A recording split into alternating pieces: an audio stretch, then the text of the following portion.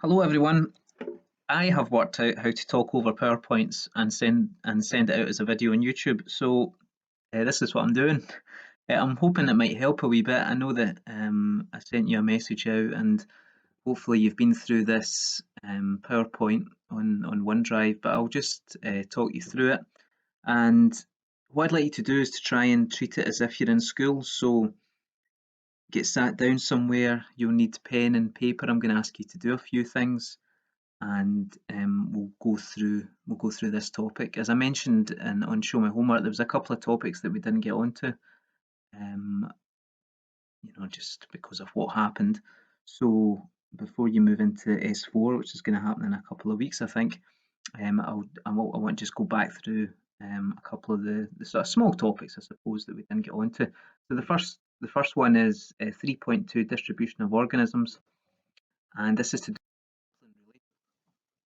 So what I'd like to do is, as I say, have some, pause whenever you like, go and get something to write with, and if you've got your notes as well for Unit 3, that'll be handy to have beside you. I guess you still get your jotter, don't you? So you can use your jotter for this, and you can see, I mean, there's a few lessons in here. Obviously, we can't go out and set up a pitfall trap or anything, so it's going to be probably get through this reasonably quickly, but you can spread it out over whatever period of time you like.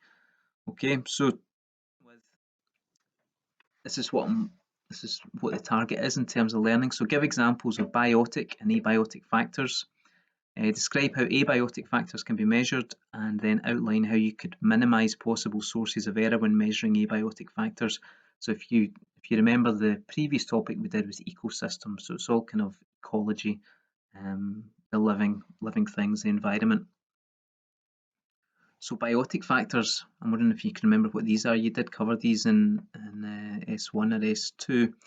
So they are factors associated with living things that can affect the biodiversity of an ecosystem. So what would that be? You've got some sheep there, they are grazing, so that's a biotic factor. Next one, the lion there is preying upon the zebra, so that's predation. The next one, this is parasitism, so you've got something which is feeding on the blood of an insect, feeding on the blood of a mammal. I guess that's maybe a mosquito. And then finally this one, these are two male animals and they are competing, most likely for a mate. Okay, so these are examples of 4 biotic factors, factors associated with living things. Grazing in particular, something that might sort of surprise you is that you actually have more plant species. You have more plant species when grazing is quite high, and there is a reason for this.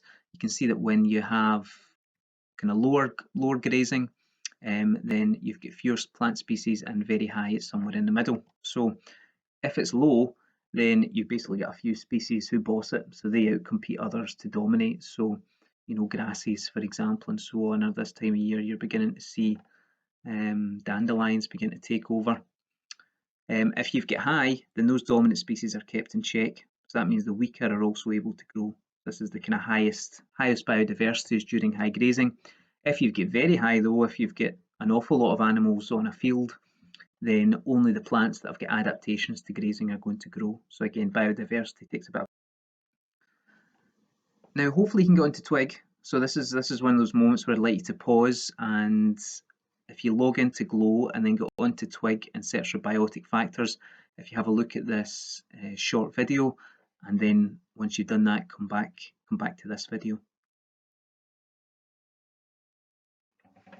So that was biotic factors, and remember those were factors associated with living things, so kind of makes sense. Abiotic factors are the opposite, so they are non-living environmental factors that can affect the biodiversity of an ecosystem. So quite topical, I suppose. You can think of the things that humans are doing, things that we're adding to the environment, things that we're changing, which is affecting biodiversity. So this first one is not particularly influenced by humans, but you've got light intensity as one of them. The second one, clearly with climate change, so this is temperature. And thirdly, That one represents pH. Okay, so you can alter the pH of the soil through pollution, or gardeners will do it just naturally because some plants prefer certain pHs. So these are all examples of abiotic. And just to give you an example of how this can affect different species, what you've got in the x-axis here is the tolerance of the pH tolerance of various different living things. So, for example, if you've got clams or snails, you're probably only going to see them about pH 6.5, 6.0. Whereas if you go all the way down to 4, which is reasonably acidic, you will have frogs that are able to cope in those conditions. Okay, so an example of how one particular abiotic factor can affect the distribution of organisms and of biodiversity. Again, we have a little video through Twig, so go back onto Glow and have a look at that, and I'll take you through it.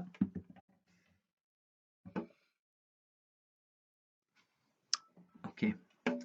And then measuring abiotic factors, you have got various different instruments. You have used these before in the school. So light intensity is measured using a light meter, pH using a pH meter, and soil moisture, that's a moisture meter, and a thermometer obviously is used to measure temperature. If we were in school at the moment, then we would go out and you would measure some abiotic factors, and we'd look at possible mistakes that you might make when doing this, which would make results, they would make results perhaps unreliable, or if someone was to come along, they might question you as to whether your results were accurate. So we're just going to talk about some of those things. So for the light meter, with all of these, really, you want to take many measurements. If you only do something once, then that can be seen as unreliable. You want to try and have replicates. Scientists will publish papers and they will look for other scientists to maybe replicate their results to show that what they're seeing is real. So take many measurements. The second one is not accidentally shading the light meter. Okay, and that would obviously lower the light intensity. For the other ones, the moisture meter, pH meter, and thermometer, again, you want to take many measurements.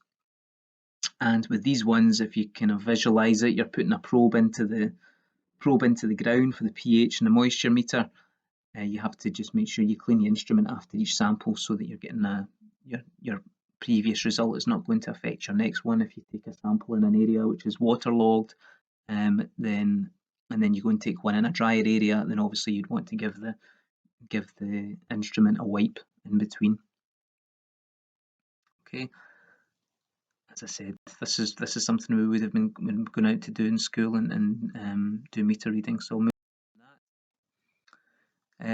on to the next. So what we're going to do next is look at quadrats and pitfall traps. So what we looked at before was measuring abiotic and biotic factors. So this is actually sampling plants and animals. And again, you'd want to try and explain how you would avoid making errors when using quadrats and pitfall traps. So sampling techniques as a whole, there is a field or a wild meadow, I suppose you would call it. Now, if somebody said to you, could you go and count all of those flowers in that field, then that would be silly, wouldn't it? You would think they were mad. They were mad people. But however, you can still come up with a bit of an estimate. So this is what sampling techniques allow you to do. So it's impossible to count all the organisms in a habitat, or within a reasonable amount of time, I suppose. So you can use different techniques to get a sample of. Should be pretty accurate. So the first one is the quadrat here. So it's, you know what a quadrat is, don't you? And it's to sample plants or slow-moving animals. So you've got this guy here. He's sampling this area. Now, obviously, he's not going to sample the whole of this, but if he knows that that's, say, 1 metre squared and the field is, say, 200 metres squared, then that would allow him to come up with an estimate of how many daisies there are in the whole field. Okay. So I'll let you have a wee look at this. This is just the sort of thing you would have. So the density of daisy, buttercup, and clover here would just be a case of how many you've got within that quadrat. With the quadrats, the errors, again, we talked about this for abiotic and biotic factors. The sample might not necessarily be representative, so think about what you would do then to make it representative. You would want to place a quadrat randomly. If you're sampling daisies and you think, oh, there's loads of daisies over there, let's go and throw the quadrat over there, that wouldn't be accurate because there's only obviously going, or it would potentially leave your technique open to question, because obviously there are areas where there aren't so many daisies. So you want to place a quadrat randomly. Secondly, take many samples. The other thing that is worth considering is, what do you do if the whole of the organism isn't in one square? Now, if that is the case, then you should make a rule beforehand. So if you were out with your partner, you would say, okay, we're only going to count the daisy if it's completely inside the quadrat, or you might want to say if it's half of it's in a quadrat, then we'll count it. Okay, so it's just that kind of consistency in scientific method. That's something to consider when carrying out sampling of quadrats. Pitfall traps is a little bit different. So you've quadrats. You can see that animal there is it's not going to hang about in a quadrat, is it? So you have to come up with something to trap it essentially. So a pitfall trap just looks like this: a container buried up to the level of the container opening, and it's used to sample small animals living in the ground, for example, beetles. With the pitfall trap, again, you can see there's a bit of a recurring theme here. So if the sample is not representative, then to minimise the error, you would take many samples. You could also have an issue that you've got organisms that you've captured and then they just become a sort of free lunch for birds or whatever else. So they could be eaten by other organisms. So in order to avoid that, you would want to check the pitfall regularly. And also kind of linked to that, you could have the captured organisms eaten by birds. So in order to avoid that, you'd want to disguise the opening of the pitfall trap. So that's your pitfall trap. Sources of errors and errors. Again, this is sampling we were going to do, so I will leave that out. But you can see the sort of thing you would do. So you'd have say 4 quadrats, you'd sample the plant species, and then you'd come up with an average, which would give you the mean density.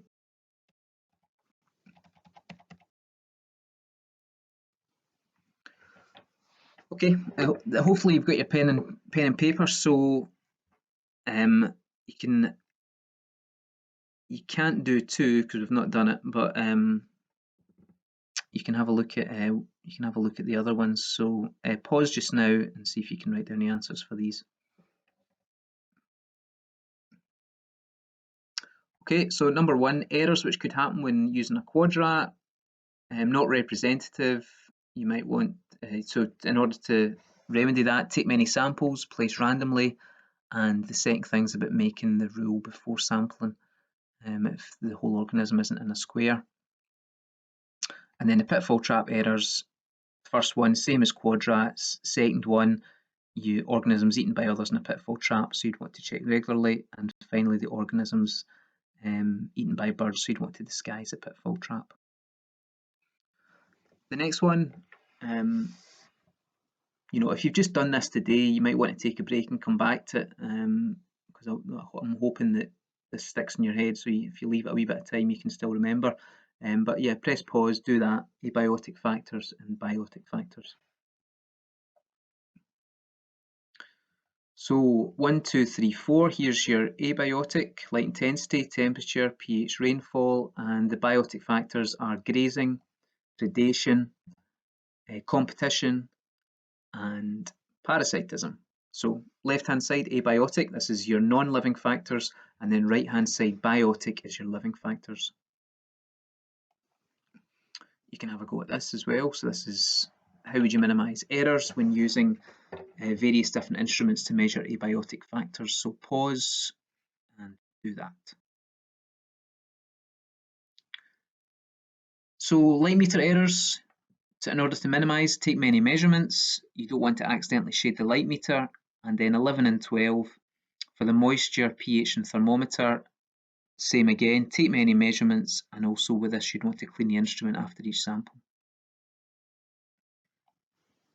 So here's just what we've got here is an example of some meter readings, and also you've got sampling of the plants and animals as well. So there is a task related to this, but I really need the materials in the class to be able to do it with you. But you can just have a look here at the sort of thing that you would come up with. So there's a light intensity reading at various different points, soil moisture readings, and then the number of the different plant species. So for example, looking at this, you would see that if you have got, if you look at grass, for example, it tends to, for the soil moisture reading, it seems to tend to prefer wetter soil. If the soil is a bit drier, then you don't find so much grass.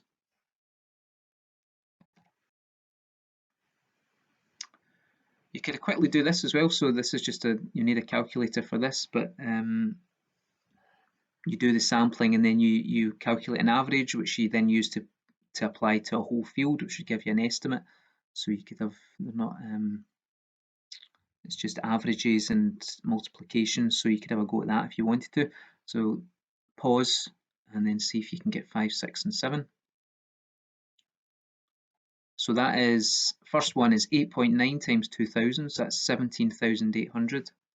For number 6, you've got the whole field is 5,000 buttercups, and the whole field is 2,000 metres squared. So that means for 1 metre squared, 5,000 divided by 2,000, which gives you 2.5.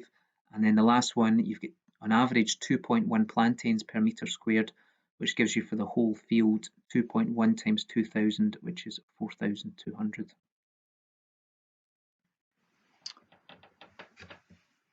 Okay, and again, we'll miss this out.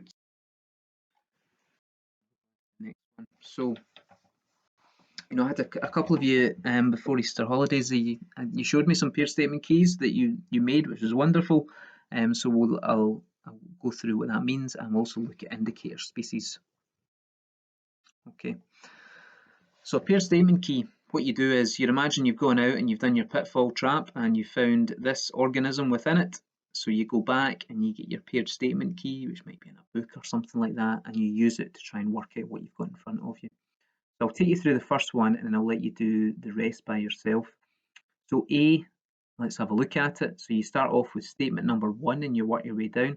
So the body has got does the body have legs? Yes. So go to 3. Does it have more than 10 legs? It does indeed. So go to 4. Has it got short antennae or long antennae? It has got long antenna. So that one you would assume is A, centipede. Yep, that's right. So pause it and do the rest of them. Okay, and then I'll give you the answers B, C, D, E, and F. Okay, so B has got legs, so go to 3. Oops, has got legs, so go to 3. It's got more than 10 legs, so go to 4. And this one, I mean, you can't even see them, can you? So short antennae, so millipede is B. The next one, C is an earthworm. D, difficult to see, but there's no segments there, so that's a nematode worm. And then you have got E is ant and F is tick. Same again for this one, a wee bit trickier, just a bit more difficult to see, but hopefully you'll be able to do that. So pause again and see if you can write down what G, H, I, and J are. Okay, so G, stonefly nymph. So let's just work our way through that. So it has got jointed legs, so you go to 3. It's got 6 legs present, so you go to 4. It does have tails at the end of its abdomen, so you go to 6. It's got 2 tails at the end of its abdomen, so you go to 7, and the tail's more than half as long as the body. You can see that that's quite long, just a bit over the length of the body. Okay, so that's G. The other ones, H is beetle larva. I is the freshwater shrimp. I think with that one it's a little bit tricky to see. It's got jointed legs, but it does. And then the last one, J, is the biting midge larva.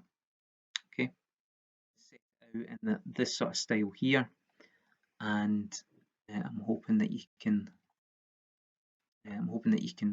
Put that together. Okay. So have a go at constructing this pair statement key, and it should look like this. Okay, small size go to 2, large size go to 3, conical beak finch, straight beak starling, and so on. There might be the, I mean, it might be slightly different, but as long as it's, you've got all the animals are there, and it's, you know, you've got these 4 different features. So the last part of this is indicator species. So they are species that by their presence or absence indicate the level of pollution in an area. So that's what they are indicating. Okay. Now, lichen are one of the most obvious ones. So they're, you know, I'm always happy when I'm walking up to school and I see that there's lichen growing in the barks of trees, because if you don't have lichen, then that would indicate you've got higher pollution by sulfur dioxide. Another one, here's an invertebrate that's an indicator species, Stonefly Larvae. So they indicate a high oxygen concentration in water. Bloodworm, I mean, just by the name, that sort of suggests it might not be particularly great environmental conditions, and that is indeed the case. So if you've got bloodworms, then that would indicate low oxygen concentration in the water. And glow again, have a look at this. So a wee video on lichen and description of indicator species. So pause and go and have a look at that.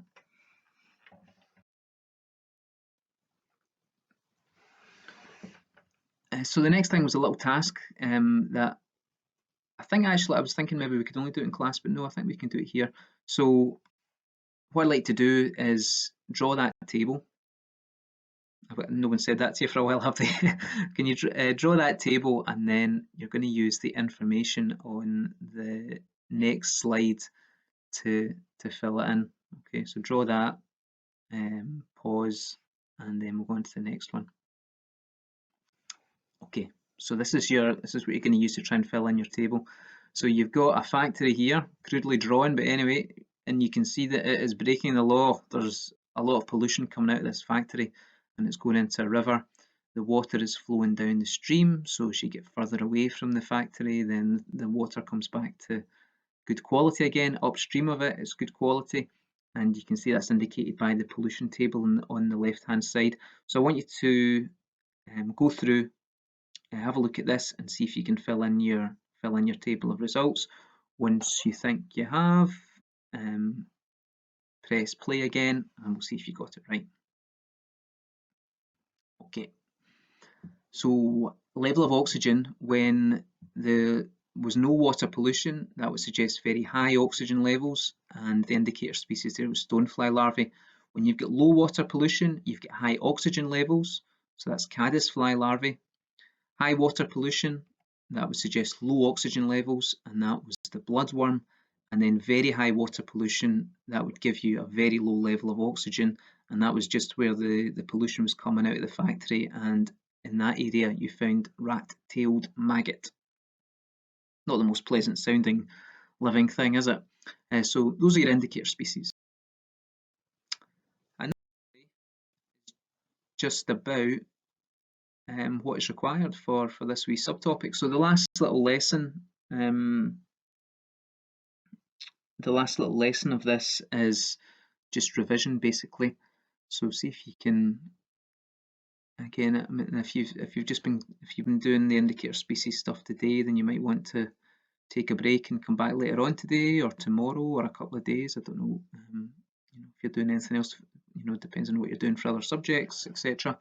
But once you've done that, see if you can, once you're ready, fill this in.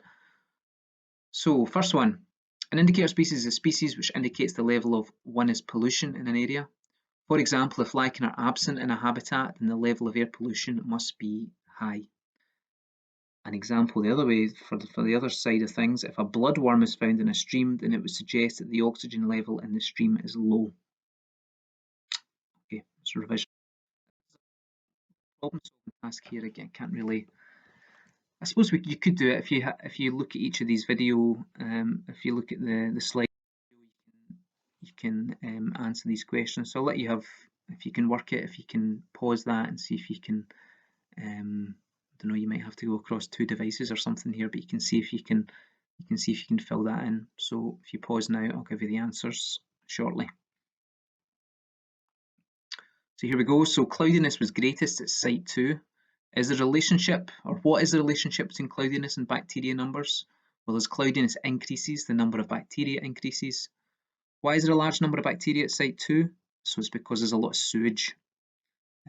This word here, you might remember this from Unit 1, respiration. So the bacteria are feeding on the sewage, they're decomposing it, so they're using up oxygen when they do that.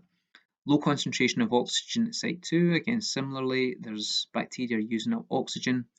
5 and 6, indicator of high pollution levels, sludge worm or rat-tailed maggot. Low pollution levels, stonefly nymph. Okay, this one.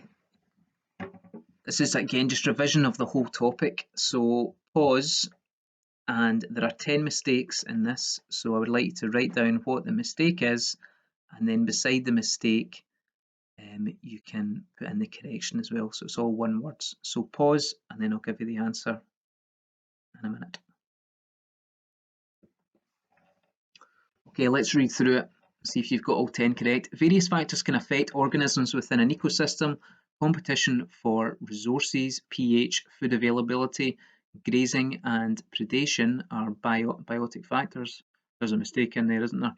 So if it's biotic factors, then pH shouldn't be there. So you can remove that. Something that would be suitable in there would be a mate. Okay, so you might have corrected it with mate. And then if it's biotic factors, that's wrong as well. So factors associated, it should be with living things. Next sentence, light intensity, moisture, disease and temperature are abiotic factors, factors associated with living things. Again, we've got the same kind of mistakes. So disease, that's not right, is it? So you could have had pH in there. And that's not living, is it? That should be non-living. Next paragraph, instruments can be used to measure abiotic factors such as light intensity, soil moisture, pH and temperature. However, care must be taken to avoid errors when taking measurements such as shading the pH meter and not cleaning instruments. pH is wrong, isn't it? Shading the pH meter should be shading the light meter. So we've got 5, that's us halfway. Next paragraph, quadrat is used to sample plants or fast-moving animals, e.g. snails. Fast isn't right, is it? That should be slow. A pitfall trap is used to sample small animals living in the ground, for example beetles, that's okay. When sampling, it is important to take many samples to produce data which is unrepresentative. Not to produce data which is representative, take out the un. Possible error when using a quadrat is not placing it randomly, whereas an error when using a pitfall trap could be not disguising it properly, meaning the organisms could be eaten by humans. Yeah, humans, I mean, I know that lockdown has been challenging, but I think the supermarket shelves are well stocked now, so probably you're not going to have people eating things out of pitfall traps. Birds would be more appropriate for in there, I think. And then last paragraph, indicator species are species which by their presence or absence indicate geographical quality or pollution levels. It's not geographical, is it? It's air quality. And then the last sentence, the absence of lichen in an ecosystem, for example, would indicate low levels of air pollution. And that's wrong, isn't it? If the lichen are not there, then that would indicate you've got high levels of air pollution. Okay.